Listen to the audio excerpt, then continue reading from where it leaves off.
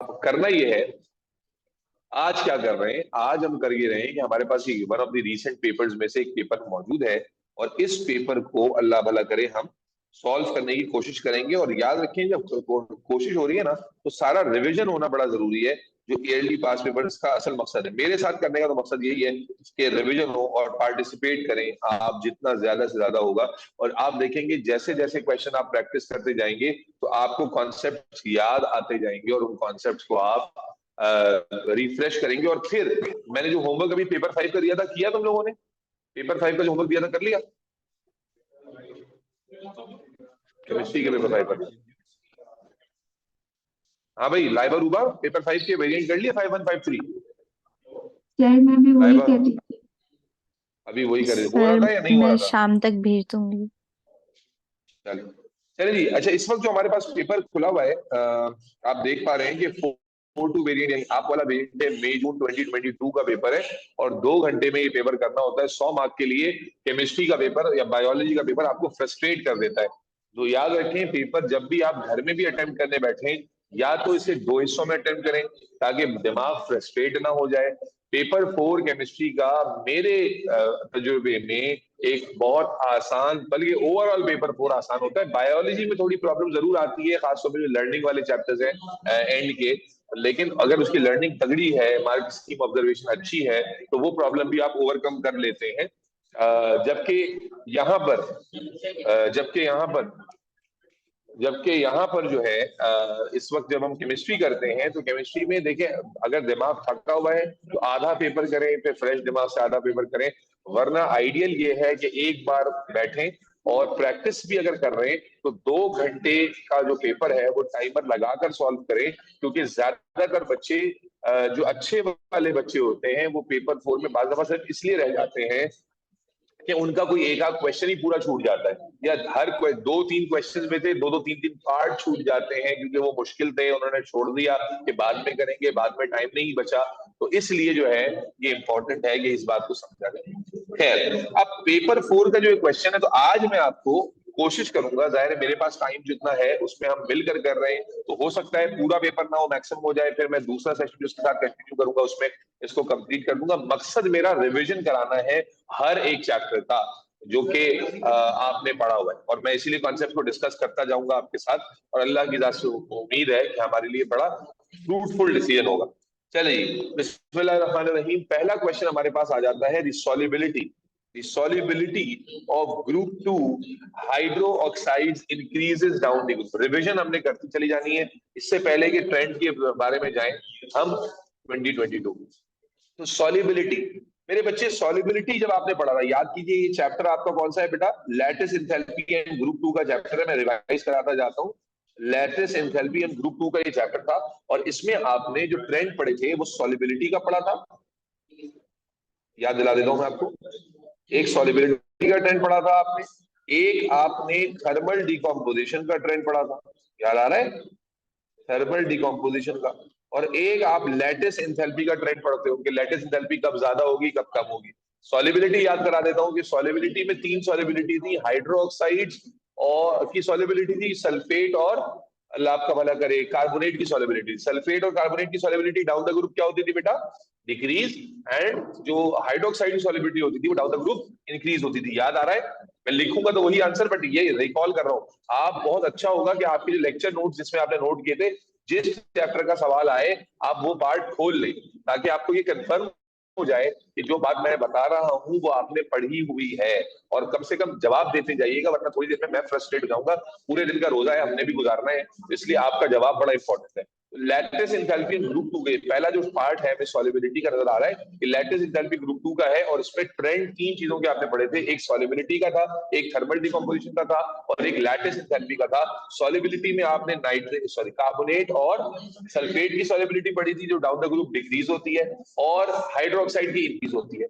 फिर सॉल्युबिलिटी के रीजन क्या होते थे, याद है किसी को? सॉल्युबिलिटी हम एक्सप्लेन किस बेसिस पर करते थे, याद करो? हम एक्सप्लेन करते थे उसे, आप जिक्र करते थे चार्ज डेंसिटी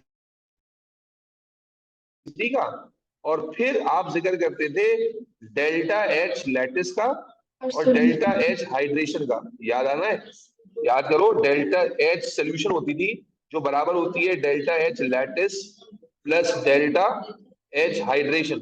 और हमने ये कहा था कि लैटिस को तोड़ने में ये प्रोसेस, बच्चे याद करो, एंडोथर्मिक हुआ करता था और ये प्रोसेस कैसा होता था, एक्सो। तो हमने कहा था अगर डेल्टा यहां पर ज्यादा एनर्जी देनी पड़ गई तो फिर एंथैल्पी ऑफ सॉल्यूशन पॉजिटिव होती है, एंडोथर्मिक होती है और सॉल्ट की सॉल्युबिलिटी कम होती है। जबकि अगर हाइड्रेशन ज्यादा होगी, ज्यादा एनर्जी रिलीज हो रही है, बॉन्ड फॉर्मेशन ज्यादा हो रही है, तो फिर एंथैल्पी ऑफ सॉल्यूशन नेगेटिव होती थी और सॉल्युबिलिटी बढ़ती थी। यस और नो? प्लीज सबके जवाब चाहिए मुझे। हमजा, इबाद, रूबा, लाइबा, हमजा। Yes sir. अपना भले से तुम नोट्स खोल लो, देखकर सर्टेनिटी आ जाए तो तुम्हें याद आ गया। अब ग्रुप 2 हाइड्रोक्साइड की सॉल्युबिलिटी क्या होता था, जल्दी से बताइए। इंक्रीज होती थी, डिक्रीज होती थी? अभी मैंने रिवाइज भी कर दिया। इंक्रीज होती थी। इंक्रीज होती थी। लाइबा के अलावा भी बाकी बच्चों से उम्मीद कर रहा हूं मैं पार्टिसिपेशन की। तो इंक्रीज होती थी। और इंक्रीज होने का रीजन क्या था कि मेरे बच्चे, जब आप डाउन द ग्रुप जाते हो तो आपको ये तो पता है कि चार्ज डेंसिटी क्या होती है, डिक्रीज। आपको 3 बातें करनी होती है ना 3 नंबर के लिए। चार्ज डेंसिटी क्या होती है, डिक्रीज होती है डाउन द ग्रुप क्योंकि साइज बढ़ता है। और उसकी वजह से एंथैल्पी ऑफ हाइड्रेशन भी डिक्रीज होती है और एंथैल्पी ऑफ लैटिस भी डिक्रीज होती है। लेकिन जो लैटिस एंथैल्पी है वो ज्यादा ड्रास्टिकली, ज्यादा तेजी से डिक्रीज होती है कंपेयर टू हाइड्रेशन, जिसकी वजह से enthalpy of solution overall positive होती है, सॉरी ओवरऑल नेगेटिव होती है और सॉल्युबिलिटी इसी वजह से बढ़ती है। याद आया? इसी तरह से हमने लिखना सीखा था। हमने कहा था कि जब आप नीचे जाते हैं तो सॉल्युबिलिटी, लैटिस और हाइड्रेशन दोनों कम होती है। जब सॉल्युबिलिटी बढ़ रही हो तो लैटिस तेजी से कम होती है, हाइड्रेशन स्लोली कम होगी। और जब सॉल्युबिलिटी कम हो रही हो तो लैटिस स्लोली कम होगी और हाइड्रेशन तेजी से कम होगी। कुछ कॉन्सेप्ट याद आता है रूबा? रजिस्टर खोल लो, रजिस्टर में लिखा हुआ है ताकि कॉन्फिडेंस बहाल हो जाए। ईमान और हमजा, जवाब देना पड़ेगा बेटा। मैं आंसर की तरफ जाऊंगा। सबको याद आ जाता है, यस और no?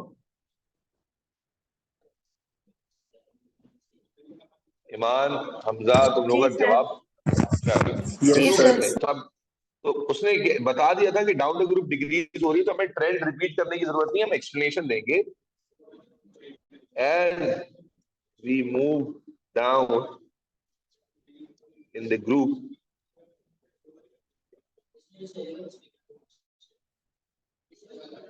charge density decreases, which decrease both lattice and enthalpy of hydration. However, अब चूंकि सॉलिबिलिटी बढ़ रही है तो इसमें क्या ज्यादा तेजी से डिक्रीज होगा बेटा? Enthalpy lattice decreases faster, very good, faster than enthalpy of hydration.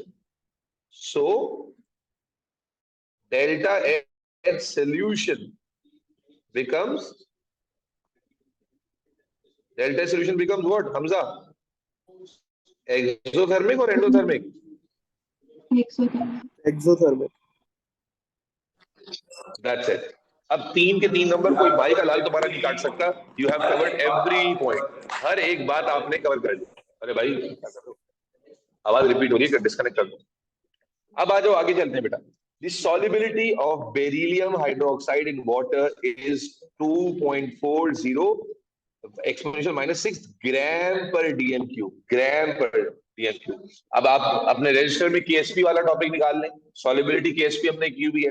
कहता है right an expression for the solubility product of beryllium hydroxide and it's state it's units. Expression क्या होगी? 2 नंबर मुफ्त के मिल रहे हैं। एक्सप्रेशन क्या होगी? बेरिलियम आयन होगा और हाइड्रोक्साइड आयन होगा स्क्वायर के साथ। यस और नो? स्क्वायर होगा।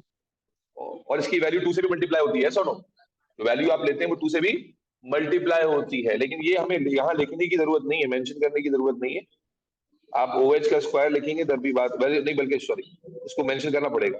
2OH का स्क्वायर हो जाएगा क्योंकि जो कॉन्सेंट्रेशन बेरिलियम की रेफरेंस निकलती है उसको आप डबल कर लेते हैं। ठीक है जी, ये तो आपके आ गया सीधा सीधा क्या एक्सप्रेशन। अब यूनिट कैसे बनेगा भाई? यूनिट क्या क्या होगा? यूनिट सॉल्व कर लो। इसका यूनिट क्या होता है बेटा? मोल पर डीएम क्यूब। और इसका यूनिट क्या होगा? मोल पर डीएम क्यूब का स्क्वायर। तो फाइनल यूनिट क्या बन जाएगा? मोल -3 DM9। यस और नो? मोल -3 DM9। क्यों माइनस? क्यों होगा? बेरिलियम का नहीं करोगे? भाई एक मोल ये रहा और 2 मोल ये, स्क्वायर है ना। सर माइनस 3 इसलिए माइनस डाल रहे नहीं हैं कि था। Mole, oh sorry sorry sorry sorry, DM minus होगा, सॉरी। जी जी, मोल क्यूब, ठीक है, डीएम माइनस में। Is that clear?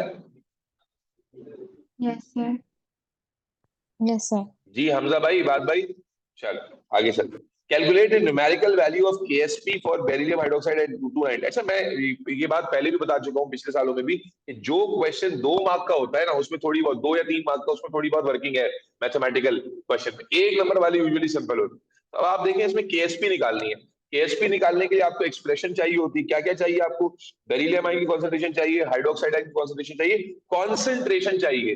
जबकि आपको क्या दिया हुआ है? सॉल्युबिलिटी गिवन है ग्राम में। तो सबसे पहले तो आप सॉल्युबिलिटी को किस में कन्वर्ट करोगे बेटा?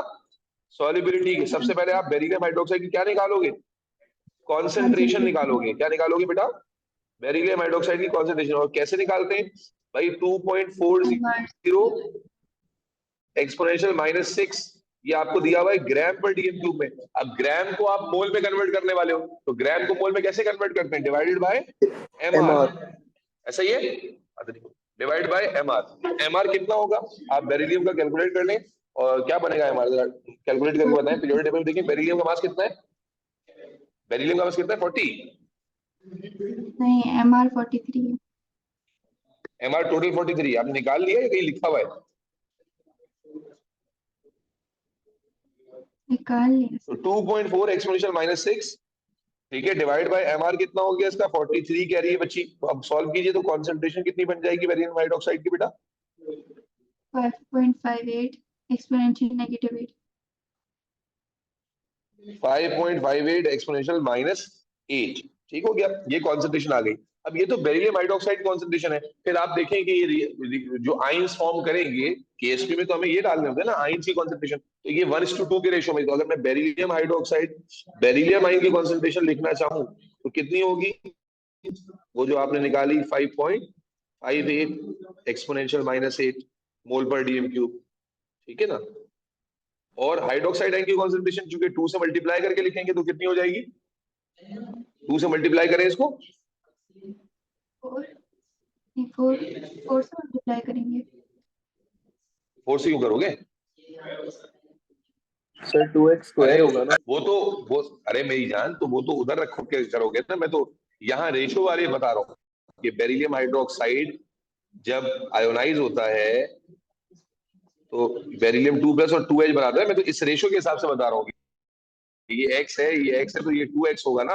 वो तो फिर फॉर्मूले में रखेंगे तो फिर जाहिर है अल्टीमेटली वो स्क्वायर 4x पे ही जाएगी बात, ठीक है। ये पूछ रहा था ना मैं आपसे कि बेरिलियम आप कैसे कॉन्सेंट्रेशन टाइप करते हैं? रेशियो मेथड से ना, कि भाई अगर ये x है तो ये x और ये 2x है, तो 2x के लिए 2 से सर मल्टीप्लाई करोगे ना इसको और फिर डायरेक्ट। जी, सर आपने 4x क्यूब से क्यों नहीं करा इसको सॉल्व? 4x क्यूब से हाँ केएसपी तो बेटा हमने निकालनी है ना। अगर हमें 4x क्यूब से करते तो यहाँ तो उस वक्त करते हैं ना जब ये अननोन होता है, x और x रखते हैं यहाँ। अगर x और अच्छा 2x रखते तब आता है ना वो। तो जब हम सॉल्युबिलिटी प्रोडक्ट गिवन होता है, सॉल्युबिलिटी निकाल रहे होते हैं, फिर हम लगते हैं ना x और 2x, और फिर वो 4x जी क्यूब जी बनता है, फिर x की वैल्यू निकालते हैं। यह तो केएसपी हम निकाल रहे हैं ना। सॉल्युबिलिटी को हमने कॉन्सेंट्रेशन में कन्वर्ट किया, सॉल्युबिलिटी को हमने कॉन्सेंट्रेशन में कन्वर्ट किया, कॉन्सेंट्रेशन बन गई। कॉन्सेंट्रेशन पे आप मोलर रेशो बनाओगे ना कि भाई अगर बेरिलियम हाइड्रोक्साइड का 1 मोल होता है तो इससे 1 मोल बेरिलियम का बनता है और 2 मोल जो है वो OH के बनते हैं। तो आपने उसी से मल्टीप्लाई किया, तो 2 से मल्टीप्लाई करने पे क्या वैल्यू आ रही है बताइए?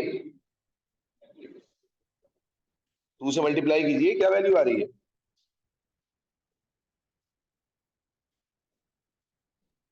1.1 टाइम्स 10⁻⁻7। 1.16, ठीक है। अब ये आपके पास दोनों आयन की कॉन्सेंट्रेशन आ गई। अब डायरेक्ट आप इसे फॉर्मूले में डाल सकते हैं। याद रखिए इसके वाले का स्क्वायर करेंगे तो आपके पास केएसपी के लिए अब बेरिलियम आयन की कॉन्सेंट्रेशन आ जाएगी, हाइड्रोजन आयन की कॉन्सेंट्रेशन का स्क्वायर हो जाएगा, यानी कि 5.58 एक्सपोनेंशियल -8 और 1.16 एक्सपोनेंशियल -7 का स्क्वायर। सॉल्व करें, you will get your final answer. अब दोबारा नीचे 2 से मल्टीप्लाई नहीं कर देना, ऊपर हम 2 से मल्टीप्लाई करके आ गए ना रेशो में। अब बताइए क्या फाइनल आंसर बनता है बेटा? Times 10 raised to power negative। Square ले लिया, हाँ ले लिया। 6.95 10 की पावर -22 10 की पावर -22 बेटा प्लीज बाकी लोग कंफर्म कीजिएगा उसी भी आंसर पर। जी बेटा बताइए, बाकी लोग कैलकुलेट करें, यही आंसर आ रहा है भाई, यही आंसर आ रहा है ऑनलाइन वालों, बाकी लोग भी तो कैलकुलेट करो, एक एक बच्चा थोड़ी करेगा, क्या पता मैथमेटिकल मिस्टेक कर दियो। Yes sir. Yes sir. Okay चलो, ओके आगे चलते हैं बेटा। Beryllium hydroxide is soluble in aqueous. बेटा मैं फिर कहूंगा, जो भी टॉपिक आ रहा है उसको अपने रजिस्टर में खोल लीजिए, ताकि आपको एग्जैक्टली जिस पैटर्न में आपने पढ़ा था, इट्स वेरी कॉमन कि अगर आप वो पैटर्न भूल जाते हैं तो you are not able to relate to that. तो आप उस चीज को जल्दी से रजिस्टर खोल लीजिए और रजिस्टर में उस चीज को देख लीजिए। मैं इसीलिए कोई भी नई चीज नहीं समझाऊंगा, नया पैटर्न अप्लाई नहीं करूंगा, जिस पैटर्न में हमने लेक्चर में किया था उसी पैटर्न में। वरना मैं यहाँ पर मेरे ध्यान में कोई शॉर्टकट भी आ रहा है ना, तो मैं पहले असल बात जो हमने लेक्चर में पढ़ी थी वो आपको पहले बताऊंगा, उसके बाद अगर कोई जुगाड़ है तो बताऊंगा, ताकि आपको ये ना लगे कि यार ये कैसे हो गया। ठीक है, क्योंकि मकसद सिर्फ कराना नहीं है, आपको रिवाइज कराना है कि आपने जो चीजें की थी वो किस अप्रोच से की थी। तो अगर आपको कंफ्यूजन हुई, दोबारा बता देते हैं, केएसपी का फॉर्मूला ये होता है। जब इसमें केएसपी अननोन होती थी तो हमने क्लास में इस केएसपी जब इसमें केएसपी नोन होती थी, हम केएसपी यहाँ रखते थे, यहाँ x और 2x का स्क्वायर सॉल्व करते थे। ठीक है जी। और जब केएसपी नोन होती थी तो हम x और 2x की वैल्यू यहाँ रखते थे और डायरेक्टली अगर स्क्वायर की जरूरत है तो लेते थे।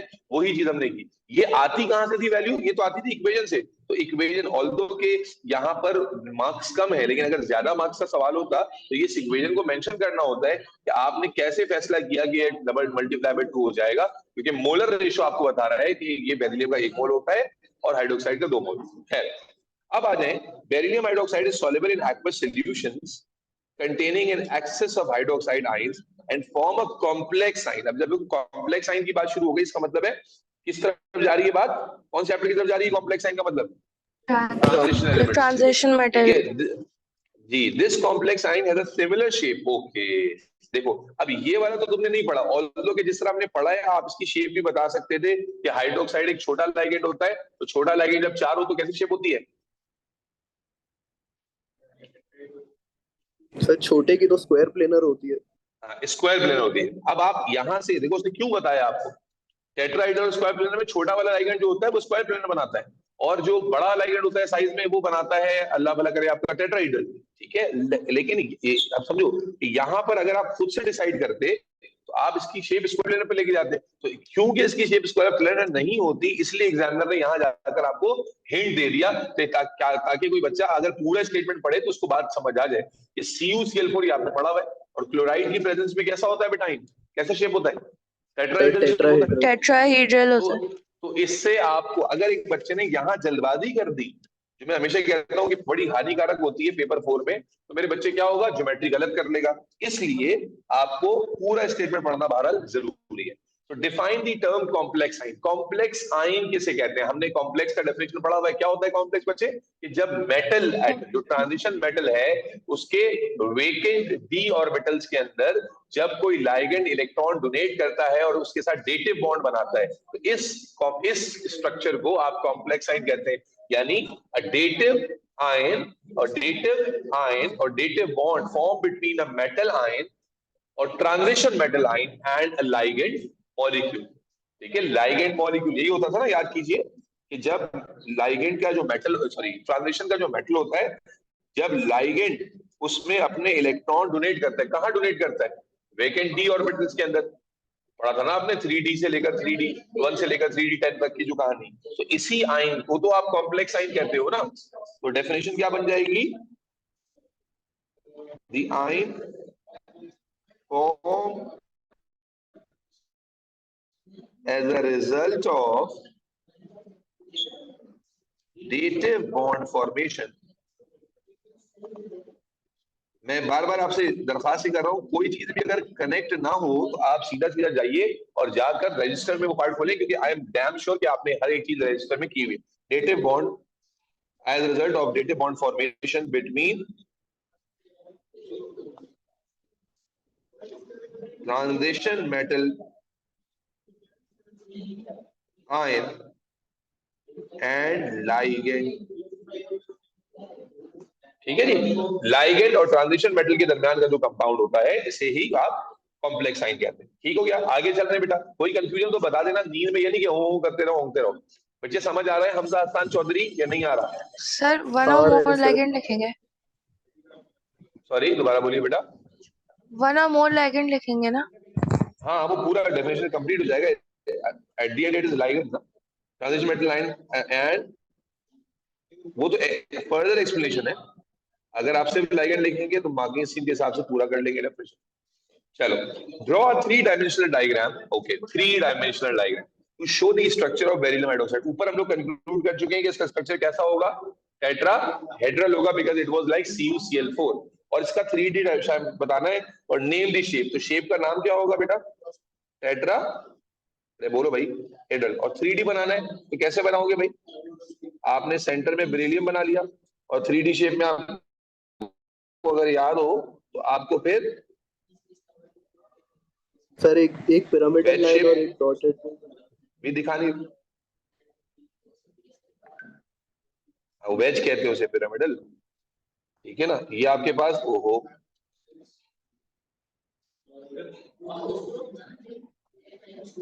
कुछ कह रहे हो?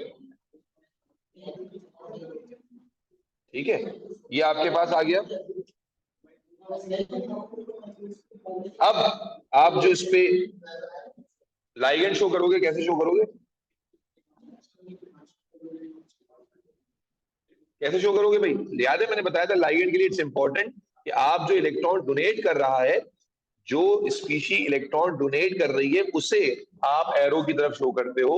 यानी इसको OH को ढंग से लिखना है, OH with that lone pair, with that lone pair, OH with that lone pair again, and OH with that lone pair.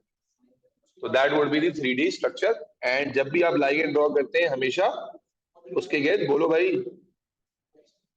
Charge bracket बनाते हैं और जो भी चार्ज मेंशन होता है उसे लगा देते हैं। मुझे एक बात बताइए, ये पोलर होगा या नॉन, ये सॉरी सॉल्युबल होगा या इनसॉल्युबल होगा? सॉल्युबल। जी भाई, जैद भाई, सॉल्युबल होगा। कैसे पता चला हमें? चार्ज की वजह से। क्लियर है सबको ये? आगे चलते हैं बेटा। अब देखो अभी तक पहला सवाल ही चल रहा है। पहले सवाल में ही हम लैटिस एंथैल्पी का चैप्टर रिवाइज कर चुके। पहले सवाल के अंदर केएसपी रिवाइज हो गई, पहले सवाल के अंदर ट्रांजिशन का भी टच आ गया। तो इसलिए बायोलॉजी में तो फिर भी सीधा सीधा चल रहा होता है। एक चैप्टर है आपको कौन से, केमिस्ट्री में every part can be of different chapter. तो वो बड़ा मतलब बच्चा ना माइंड बॉगल कर जाता है और इसलिए थका हुआ दिमाग। अगर तुम पेपर 4 देने का नींद पूरी नहीं है ना, तुमने पहले ही अपना थ्रेशोल्ड 40% गिरा लिया।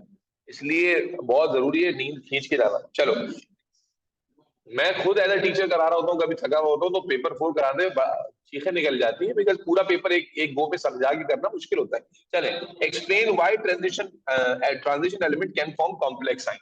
हाँ भाई, ट्रांजिशन एटम जो है वो कॉम्प्लेक्स आयन क्यों बना पाते हैं? ये 1 नंबर का सवाल है। चले देखते हैं इस सवाल के बारे में किसको याद। वेरी गुड, कॉम्प्लेक्स अभी हमने डिफाइन किया। That was quite simple. अभी हमने देखा कि भाई जो कॉम्प्लेक्स बनता है वो कब बनता है? जब लाइगेंड इलेक्ट्रॉन डोनेट करता है वेकेंट डी ऑर्बिटल्स में। तो वो सवाल ये पूछ रहा है कि why transition can form complex ions, transition element. तो आप क्या जवाब दोगे? As they contain vacant d orbitals. इतना भी लिखोगे तो काफी है। Let me just complete which form dative bond with ligand.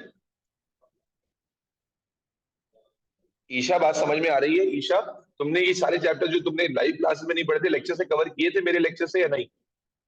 Yes, Isha sir. Fatima, तो Yes, sir. रजिस्टर खोल के रखो ताकि कोई बात अगर क्रॉस चेक करनी तो कर सके। चले आगे चलते हैं, ये एक अच्छा सवाल लग रहा है। Complete table 1.1 to show the coordination number of each metal ion and the shape and overall polarity। वही चैप्टर ट्रांजिशन के क्वेश्चन चल रहे हैं। आपको कोऑर्डिनेशन नंबर बताना है, आपको शेप एंड ओवरऑल पोलैरिटी भी बतानी है अगर पूछा है। ओके, सबसे पहले वाले पे आ जाए। पहला ये सिस्प्लेटिन दिया हुआ है जो कि कैंसर की ट्रीटमेंट में इस्तेमाल होने वाली ड्रग है। ठीक है जी, और इसका शेप बताया हुआ है स्क्वायर प्लेन। देखो स्क्वायर प्लेन में क्यों है, अगर आप गौर से देखिए तो ये आपको 2 क्लोरीन नजर आ रहे हैं, यस और नो? 2000 क्लोरीन मॉलिक्यूल नजर आ रहे हैं और उसके बाद आपको ये नजर आ रहा है कि बाइडेंटेट लाइगेंड बना हुआ है। ये जैसे ये कौन सा लाइगेंड है? Ethylene diamine. ये आपने क्लास में किया है ना? आप अगर गौर से देखेंगे तो इथाइलिन डायमाइन का स्ट्रक्चर बना हुआ है। 2 कार्बन इथाइल और 2 amine ethylene diamine bidentate ligand, जिससे फिर ऑप्टिकल आइसोमेरिज्म भी निकल कर आता है।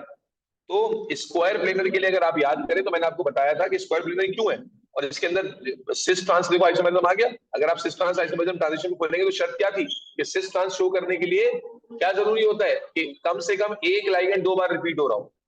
कम से कम एक लाइगेंड 2 बार रिपीट हो रहा हो। तो यहां पर आप देखिए क्लोरीन 2 बार रिपीट हो रहा है। तो ये कंडीशन आपको वहां लिखवाई थी मैंने जब सिस ट्रांस आइसोमेरिज्म कराया था। खैर यहां पर हमें आइसोमेरिज्म तो नहीं पहचाना था, यहां तो हमें सिर्फ कोऑर्डिनेशन नंबर बता रहा था। हाँ जी, what is coordination number? Number of electrons accepted और नंबर ऑफ इलेक्ट्रॉन पोजीशंस जो ऑक्यूपाई होती हैं around the transition metal atom. तो कितने इलेक्ट्रॉन? भाई क्लोरीन 2 है तो 2 इलेक्ट्रॉन देंगे और ये बाइडेंटेट लाइगेंड है तो यहां से भी इलेक्ट्रॉन जाएगा, यहां से भी जाएगा। तो कितने हो गया कोऑर्डिनेशन नंबर बेटा? जल्दी से बता दीजिए। 4। 4 हो गया। पोलर और नॉन पोलर, ये पोलर होगा या नॉन पोलर होगा? नॉन बड़ा पोलर। आसान है बताना। पोलर। कैसे पता चला नॉन पोलर है भाई? यस पोलर होता है। देखिए बाकी जो पोलर थे उस पर चार्ज लगा हुआ है ना, यहाँ पर आपको जज नहीं करना, बल्कि जो पोलर हैं उन पे पहले से चार्ज मेंशन है। बोलो, अभी वहां गया थोड़ी। हाँ बोलो, क्यों?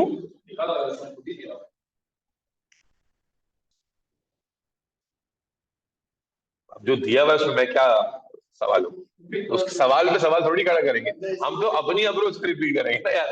ये जैसे अभी अभी कैंसिल देखो हो जाएगा कि ना। आप एक मिनट। हाँ वो हो सकता है इसलिए दिया होगा, इसका जो पॉजिटिव पार्ट होगा कंपाउंड का नेगेटिव आइन है ना, या इसका जो नेगेटिव आइन होगा उसके साथ कैंसिल हो रहा हो। लेकिन जैसे यहाँ पर तो देखो अभी था कि हम बेरिलियम हाइड्रोक्साइड अपनी अप्रोच से सोचते तो हम इसको स्क्वायर प्लेनर सोचते। तो एग्जामिनर ने जो एक्चुअल बात थी वो बता दी, तो जो उसने बता दिया वो उसके हिसाब से, उस पर सवाल नहीं है। ठीक है जी, चलो कंटिन्यू करते हैं। तो हम इसे क्या लिखेंगे बेटा? जल्दी से बोले।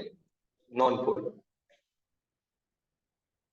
उसके बाद सिल्वर का ये भाई, इसमें कोऑर्डिनेशन नंबर कितना है? जल्दी से बता दीजिए। तो ये अमोनिया सर क्या 2। होता है? मोनोडेंटेट लाइगेंड है, तो कोऑर्डिनेशन नंबर 2 हो गया। और सॉरी, कोऑर्डिनेशन नंबर 2 हो गया। शेप क्या होगी इसकी? Shape linear. तो आसान है। लिनियर होगी।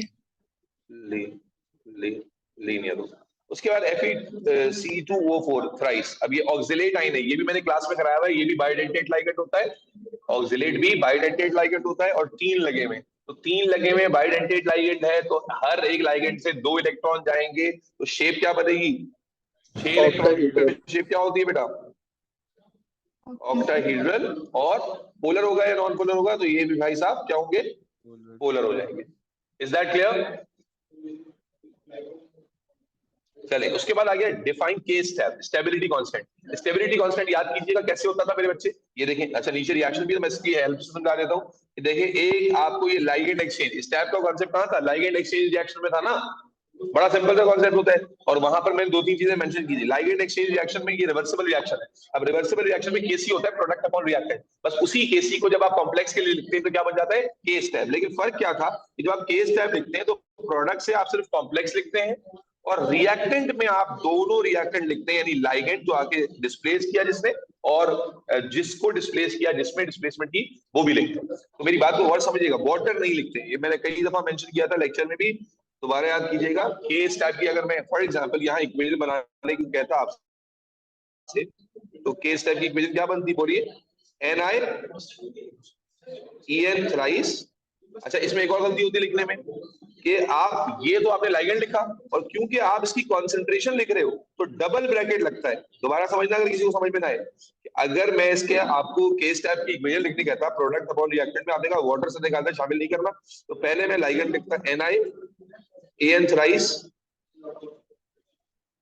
2+। बच्चे क्या करते हैं? यही छोड़ देते हैं। भाई आपको कॉन्सेंट्रेशन लिखनी होती है ना, तो कॉन्सेंट्रेशन का दूसरा ब्रैकेट लिखना भूल जाते हैं। तो इट्स वेरी इंपॉर्टेंट कि आप इस चीज का ध्यान रखें। अपॉन, अब क्या हो जाएगा? बोलो बोलो बेटा। NiH2O 6 2+ और फिर इसकी भी कॉन्सेंट्रेशन और फिर En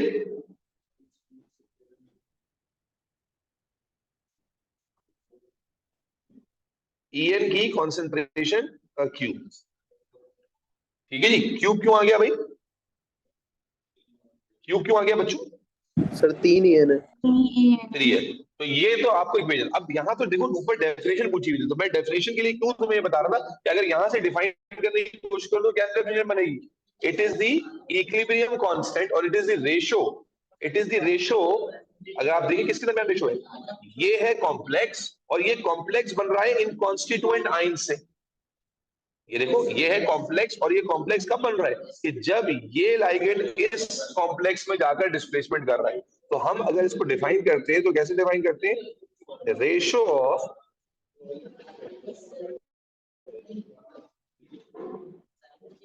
equilibrium concentration, ratio of equilibrium concentration of the complex form, कौन से कॉम्प्लेक्स ऊपर आएगा जो बना है, to the constituent complex and like। ठीक है, हमने इसको फॉर्मूले से ही डिफाइन किया। क्या होता है केस स्टेप कि जो आपका इक्विलिब्रियम कॉन्सेंट्रेशंस का रेशो है, इक्विलिब्रियम कॉन्सेंट्रेशंस किसकी लेंगे? कॉम्प्लेक्स जो फॉर्म हुआ उसकी लेंगे, और जो कॉन्स्टिट्यूएंट कॉम्प्लेक्स जिससे फॉर्म हुआ, कॉन्स्टिट्यूएंट कॉम्प्लेक्स मतलब जिससे फॉर्म हुआ, और जो लाइगेंड था। इज दैट क्लियर बच्चों? Yes, sir. Yes, sir. Hamza, Ibad, Isha, Laiba, Ruba. Yes sir. Yes, sir. चलो आगे चलते। अब क्या कहता है, आगे चलते हैं, construct the expression for the stability constant, okay, for equilibrium 1। अच्छा, तो हमने कर लिया ना ऑलरेडी, ये देखो मैंने ये बना ली थी, इस यहाँ को ले आते हैं उठा के, केस टाइप की जो इक्वेशन है वो ये बन जाएगी। इसमें क्या चीज का ध्यान रखना है हमजा? जो गलती कॉमनली होती है कि आप लाइगेंड का ब्रैकेट बनाते हो, आप उसके बाद कंसंट्रेशन का ब्रैकेट बनाना भूल जाते हो, क्योंकि आपको लगता है ब्रैकेट तो बन गया। इसलिए it's very very important to understand कि आपने कंसंट्रेशन का ब्रैकेट अलग बनाना है और लाइगेंड का जो कॉम्प्लेक्स का ब्रैकेट है वो अलग बनाना है। Am I clear everybody? Yes sir. अच्छा, अब यूनिट पूछा हुआ है उसने, तो यूनिट तो आसान है भाई, ऊपर का यूनिट भी मोल पर डीएम क्यूब है और नीचे 4 मोल, ऊपर 1 मोल पर डीएम क्यूब है, नीचे 4 है। इसका मतलब है 1 मोल पर डीएम क्यूब से 1 मोल पर डीएम क्यूब कैंसिल हो जाएगा और नीचे रह जाएंगे आपके पास 3 मोल पर डीएम क्यूब, यानी कि मोल -3 और DM9। यस और नो? ये समझे नहीं समझे भाई? ऊपर Yes, sir. 1 मोल पर डीएम क्यूब है, नीचे 4 है ना, ऊपर से 1 कैंसिल हो जाएगा, नीचे के साथ नीचे 3 रह जाएंगे, तो 3 को जब आप क्यूब में खोलेंगे तो मोल क्यूब DM9 बन जाएगा। Isha, am I clear to you बेटा? Yes, sir. चलो, describe what the case step values indicate about the position of equilibrium for equilibrium 1 and 2। अच्छा, 1 नंबर का सवाल है, use the case step values to deduce which complex NiEn और NiTn is more stable. बड़ा आसान है। अब आप देखिए केस स्टेप की जो वैल्यूज हैं ये लिखिए। ये वैल्यूज क्या लग रहा है, छोटी वैल्यूज है, बहुत बड़ी वैल्यूज है जी? वो नजर आ रहा है ना आपको? ये वैल्यूज आप देखिए, पावर देखिए, बहुत बड़ी वैल्यू। और बहुत बड़ी वैल्यू कब आती है? जब प्रोडक्ट फॉर्मेशन ज्यादा हो रही हो भाई, प्रोडक्ट अपॉन रिएक्टेंट है ना ऑनलाइन वालों, is it product upon reactant? Yes. Yes, sir. Yes. इसका मतलब क्या हुआ, दोनों के बारे में क्या मैं कंक्लूड कर सकता हूं कि दोनों की जो पोजीशन ऑफ इक्विलिब्रियम है टुवर्ड्स राइट हैंड साइड या फॉरवर्ड शिफ्ट में होगी। और फिर उसने पूछा कि Yes. केस स्टेप वैल्यूज को देखते हुए ये बताइए कि कौन सा कॉम्प्लेक्स ज्यादा स्टेबल है, तो जिसकी वैल्यू ज्यादा होगी। अगर आप गौर से देखें तो ये वैल्यू पावर 12 में है, ये पावर 17 में है। इसका मतलब ये कॉम्प्लेक्स की जो फॉर्मेशन है वो ज्यादा स्टेबल है। यस और नो? तो बस ये दोनों बातें लिख देते हैं, किसी को समझ में ना आए तो रोक लेना मुझे। तो मैंने क्या कहा, as case step values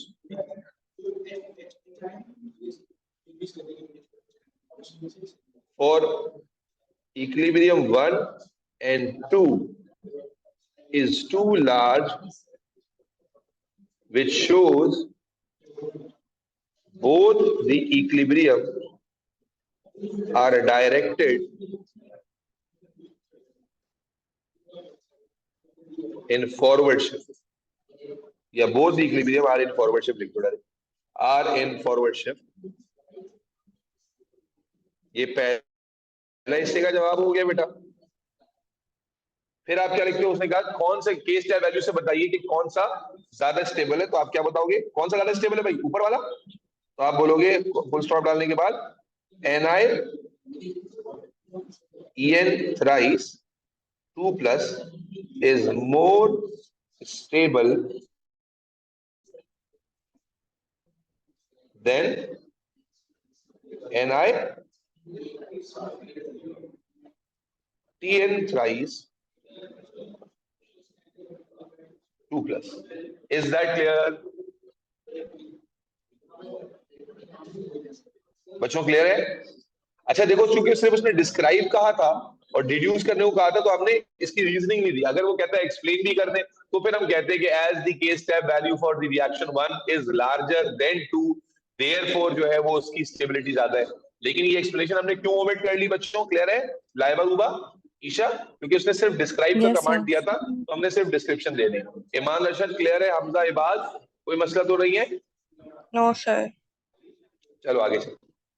okay, वो फाइनली क्वेश्चन पूरा हो गया। ओ, एक क्वेश्चन पूरा हो गया, यानी 16 मार्क का ये क्वेश्चन था अल्हम्दुलिल्लाह, और हमने पूरा कर लिया। और अल्लाह के फजल से कोई एक भी पार्ट हमने ऐसा नहीं देखा इस पूरे पेपर में जो हमने अगर लेक्चर लिए हैं और ढंग से लिए हैं और उसका रिटेन किया हुआ है, तो अगर आप पहली दफा भी कर रहे हैं तो you should be able to answer all these questions. आगे चलिए।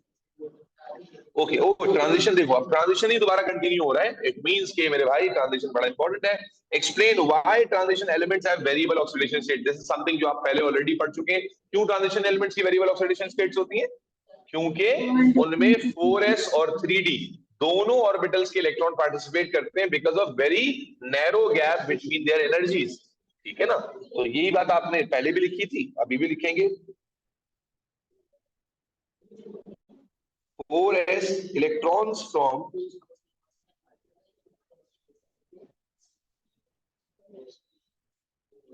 4s and 3d orbitals both participate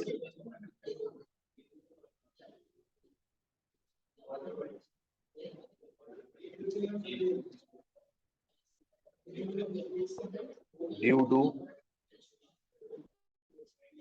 अब देखो चूंकि एक्सप्लेन का कमांड है ना, तो आप जुमला कंप्लीट करोगे रीजन के साथ। रीजन दो, ड्यू टू नैरो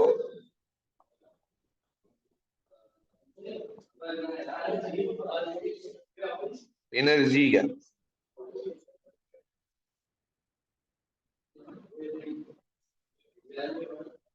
ठीक है बेटा, एक नंबर आपको यहां भी मिल गया। अब कहता है sketch the shape of 3D XY orbital.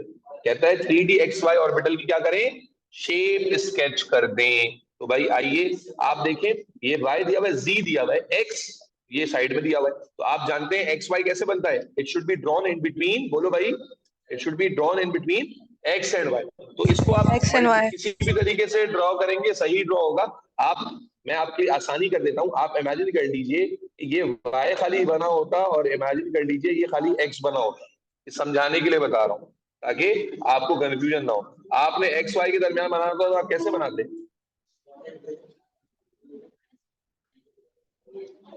ऐसे बनाते ना? यस और नो? ये मैं इसलिए बताया क्या कि अगर मैं अब यहाँ डायरेक्ट बनाऊंगा तो आप कहेंगे तो जी पे बना दिया। जी पे नहीं बनाया, जी तो दूसरी जगह पर है। तो ऐसे बनाते ना एक्स वाई, अल्लाह के बंदे बोलते नहीं। Yes, sir.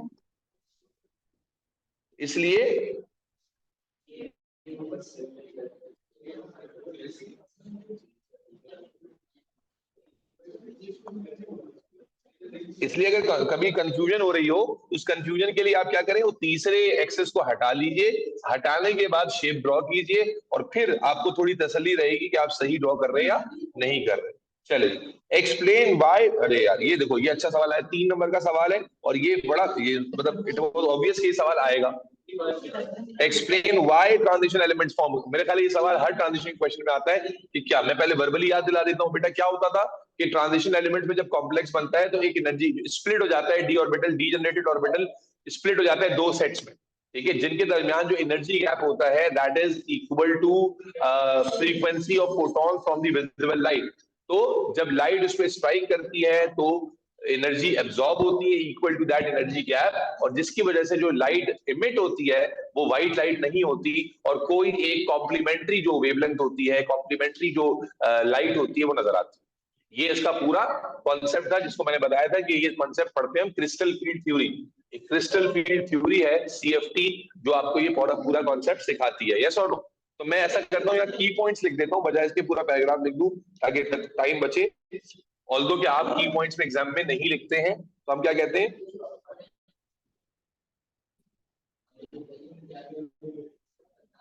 d orbital splits into two sets when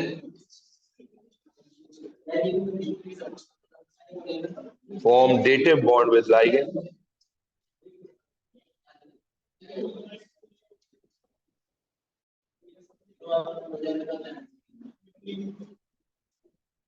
two sets have energy gap in between them equal to delta H. Energy from photon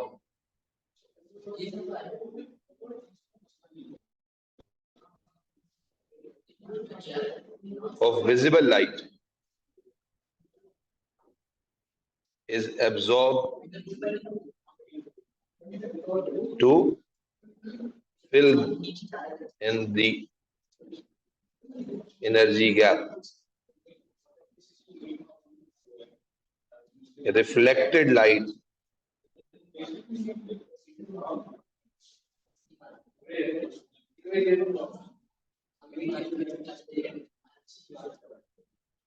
is then complementary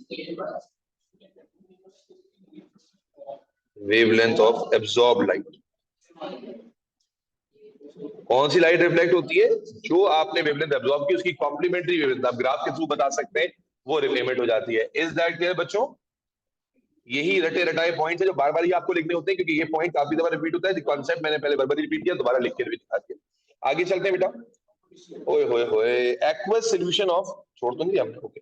aqueous solution of copper 2 salts contain copper H2O6 ions. Okay, ये फिर देखो complex वही transition चल रहा है। आप देखो पिछला सवाल आधा ट्रांजिशन पे था, ये सवाल ट्रांजिशन पे चल रहा है, तो ट्रांजिशन 12-15 मार्क्स का तो ट्रांजिशन ही आ गया, बल्कि शायद ज्यादा।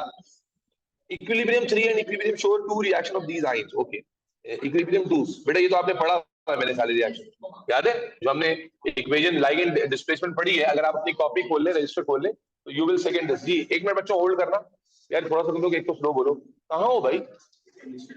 हाँ, केमिस्ट्री प्रैक्टिकल में तुम मुझे तो पता कॉमन रूम में तो टाइम पास कर रहे हो तुम। यार इधर आओ, बातें बंद करो, इधर आओ पेपर दो। बेटा कंटिन्यू कर रहा हूँ डिस्कशन को, आप प्लीज फोकस कीजिएगा। तो हमने क्या कहा भाई, ये रिएक्शन हमने क्लास में किया हुआ है, अगर आप याद कीजिए तो क्लास में हमने पढ़ा था। लाइन बना लो और ये दे दो।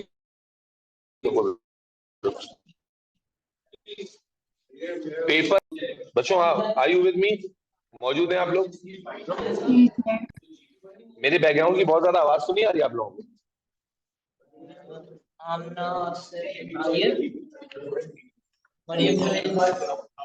मेरे बैकग्राउंड से बहुत ज्यादा आवाज तो नहीं आ रही है भाई? जवाब तो दो, गूंगे हो जाते हो। आ रही है। आ रही है, चलो मैं तो ऑडिबल हूँ ना। चलो तो मैं बता ही रहा था कि ये बेटा आपने ट्रांजिशन एलिमेंट का ये पार्ट तो क्लास में पढ़ा था, और शायद इसी कॉम्प्लेक्स के लिए पढ़ा था, कॉपर वाले कॉम्प्लेक्स के लिए, जिसमें आपने इस तरह का चार्ट बनाया था जिसमें ये वाला जो कॉम्प्लेक्स होता था ये सेंटर में होता था, याद है? फ्लो चार्ट बना के दिया था। यहाँ पर इसका ये OH वाला कॉम्प्लेक्स बनता है, ठीक है ना। अब यहाँ पर इसका रिएक्शन हमने NaCl और HCl से करा के देखा था, HCl से कराया था, NaCl से कराया था, और फिर अल्लाह आपको भला करे यहाँ पर डायरेक्ट एक्सेस में करा कर हम रिएक्शन कराते थे। इस तरह से चीजें होती थी। अगर आप रजिस्टर खोलेंगे तो आपको ये फ्लो चार्ट अपने रजिस्टर में बना हुआ नजर आ जाएगा। अब कहता है state the colour of copper hydroxide and copper hydroxide का कलर बताइए और इसका कलर बताइए। कॉपर का जो अमोनियम के साथ कॉम्प्लेक्स है, दोनों ही कलर आपने लिखे में जी। कॉपर हाइड्रोक्साइड देखिए सॉलिड है, क्या कलर होगा सॉलिड का? Blue PPT. Blue PPTs, very good. Blue PPTs लिखना लाजमी होगा, क्यों लाजमी होगा? क्योंकि सॉलिड है, सोल्यूशन नहीं होगा।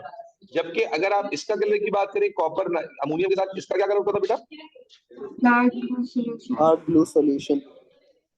डार्क या डीप ब्लू सोल्यूशन। येलो तो वो दूसरे वाले का, कोबाल्ट वाले का, और इसमें क्लोराइड वाले का डीप ब्लू सोल्यूशन होता है ना। इसमें सोल्यूशन मेंशन करना जरूरी है। अगर आप सोल्यूशन मेंशन नहीं करेंगे तो फिर ये डिफरेंशिएट नहीं होगा कि आप सॉलिड की बात कर रहे हैं या लिक्विड की बात कर रहे हैं। ठीक है, आगे चलते हैं। 1 नंबर मिल गया आपको। Use Le Chatelier principle to explain why a precipitate is form when NaOH is added drop wise to copper hydroxide। कह रहा है भाई इसके अंदर अगर मैं कॉपर NaOH डालता हूं तो ये प्रेसिपिटेट यानी कॉपर हाइड्रोक्साइड का प्रेसिपिटेट क्यों बन रहा है? तो भाई सिंपल सी बात है, अगर मैं NaOH ड्रॉप वाइज डालूंगा तो क्या होगा? रिएक्टेंट साइड पर जो है वो कॉन्सेंट्रेशन बढ़ेगी और इक्विलिब्रियम शिफ्ट किस तरफ आ जाएगा? Towards right hand side, forward shift आ जाएगा। यस और नो? भाई ली शैटलियर प्रिंसिपल के अकॉर्डिंग कह रहा है ना, explain why a precipitate is form. Precipitate क्यों बन रहा है जब आप NaOH डाल रहे हो कहां? Drop wise into copper hydroxide, copper का हाइड्रेट। तो जब आप कॉपर के हाइड्रेट में ड्रॉप वाइज NaOH डालोगे अल्टीमेटली क्या होगा? OH की कंसंट्रेशन बढ़ेगी, रिएक्टेंट की कंसंट्रेशन बढ़ेगी। और हम जानते हैं ली शैटलियर प्रिंसिपल के अकॉर्डिंग जब रिएक्टेंट साइड पे कंसंट्रेशन बढ़ती है तो इक्विलिब्रियम किधर शिफ्ट होता है? फॉरवर्ड साइड पर, और मोर प्रोडक्ट दे देता है। And that is why you will get PPTs of copper hydroxide. Is that clear? 1 number का सवाल है, Yes. आप क्या जवाब दोगे?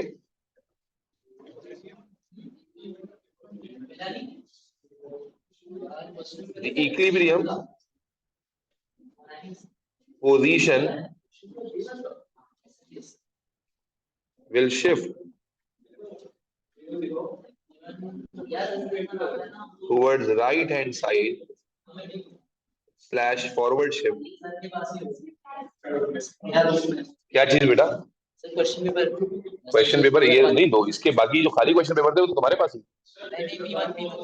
P1 की बता रहा हूँ, जो तो मेरे पास आए थे कि सर इतने सारे पेपर वो रह गए।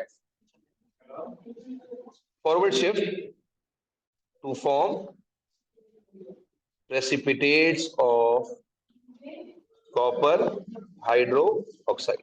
ठीक है जी, चले आगे चलते हैं बेटा। There are 2 possible stereoisomers with the formula this। Okay, अब ये stereoisomerism की बात हो रही है और फॉर्मूला ये दिया हुआ है। मुझे बताएं कौन से स्टीरियोआइसोमर्स की बात हो रही है यहाँ पर, ज्योमेट्रिकल या ऑप्टिकल? सर ज्योमेट्रिक कैसे डिड्यूस करेंगे?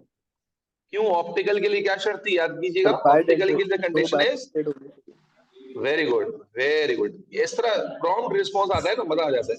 आप देखिए ट्रांजिशन सारे ही चैप्टर्स ने पूछ लिए, सारे रीजन पूछ लिए, बाइडेंटेड में होता है। इसका मतलब है ये ज्योमेट्रिकल होगा सिस ट्रांस वाला। और सिस ट्रांस हमने पढ़ा था दो केसेस में होता है, एक स्क्वायर प्लेनर में भी होता है ना ईशा, और दूसरा ये ऑक्टाहेड्रल में भी होता है, प्रोवाइडेड कि आपके पास कम से कम एक लाइगेंड 2 बार रिपीट हो रहा हो। यस और नो? बेटा ईशा याद है यही कंडीशन थी कि जनाब जो सिस ट्रांस आइसोमेरिज्म है, जिसको ज्योमेट्रिकल आइसोमेरिज्म भी कहते हैं, ये उस वक्त डिस्प्ले होता है ईमान जब या तो लाइगेंड आपका स्क्वायर प्लेनर हो और उसके अंदर एक मोनोडेंटेड लाइगेंड 2 बार रिपीट हो रहा हो, या फिर जो है ना वो आपका जो कॉम्प्लेक्स है वो ऑक्टाहेड्रल हो और उसमें 2 बार रिपीट हो। तो ये कौन सा बनेगा? जाहिर है कोऑर्डिनेशन नंबर 6 है तो शेप क्या सी होगी बेटा? ऑक्टाहेड्रल होगी। और 3 डायमेंशनल शेप बनाने को कह रहा है, तो 3 डायमेंशनल का मतलब ये हो गया कि पीछे यहाँ पर क्या आ जाएंगी?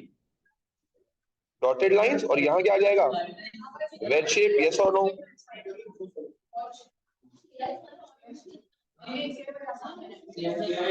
Is that clear? जी सर। ठीक है, पहले आप अपना बेसिक फाउंडेशन पूरा कर लीजिए।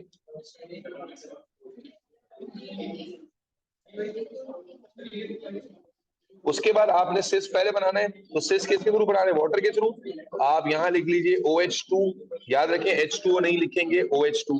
ये आपने सेम साइड पर कर दिया और बाकी जगह पर अमोनिया लगा देंगे। अमोनिया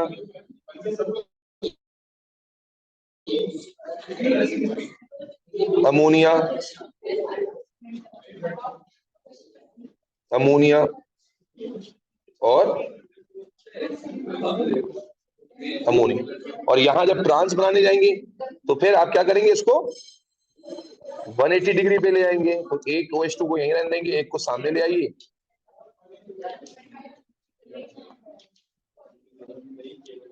और बाकी जगह पर क्या आ जाएगी बेटा, अमोनिया आ जाएगी। इज दैट क्लियर बच्चों?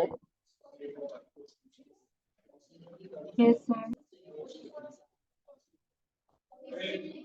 ठीक है। और याद रखिए, मैं हमेशा कहता हूं कि इसको आपने चाहे एग्जामिनर ने मेंशन किया या नहीं किया, always draw this in a bracket.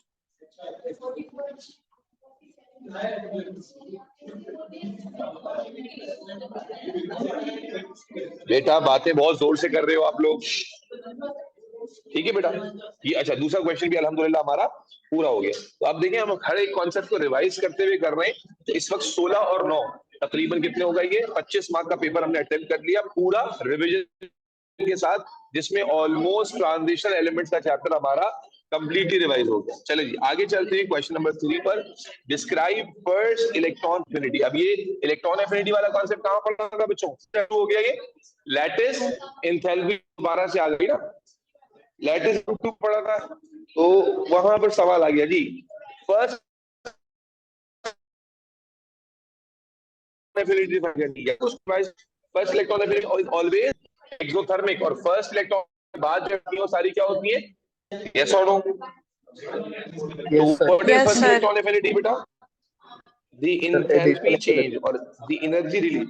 क्योंकि यहाँ पर बाकायदा फर्स्ट मेंशन हुआ है, तो आप बोलेंगे the energy release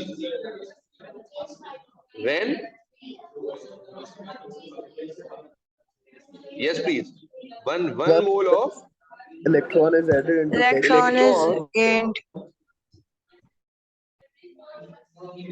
is accepted or added, आप added लिख सकते हैं, आप accepted लिख सकते हैं, by 1 mole of gaseous atom। आप देखो डेफिनेशन 2 नंबर की, gaseous atom अंडर, चलो उसके बाद आ जाता है first electron affinity of an atom is usually exothermic, sorry हाँ ठीक है, the first electron affinity of an atom is usually exothermic where as the second electron affinity is endothermic. अभी मैंने बात की और देखो उसने पूछ भी ली, तो ऐसा क्यों होता था याद है कि जब आप तो सेकंड इलेक्ट्रॉन डालने चार्ज जाते हैं नहीं तो होता, एक्चुअली क्या न्यूट्रल प्रॉब्लम होता है, क्या वेरी गुड, जो एलिमेंट होता है नहीं, जब आप सेकंड इलेक्ट्रॉन एफिनिटी डालने जाते हैं तो यहाँ पर इलेक्ट्रॉन डालने के लिए दोनों नेगेटिव आयंस होते हैं, और जब नेगेटिव आयंस हैं दोनों, तो फिर आपको वर्क डन करना पड़ता है, एनर्जी देनी पड़ती है टू ओवरकम द रिपल्शन, ठीक है ना, that is why the process becomes endothermic, ठीक है। For second electron affinity, electron is accepted by a negative ion and therefore energy is absorbed to overcome repulsion।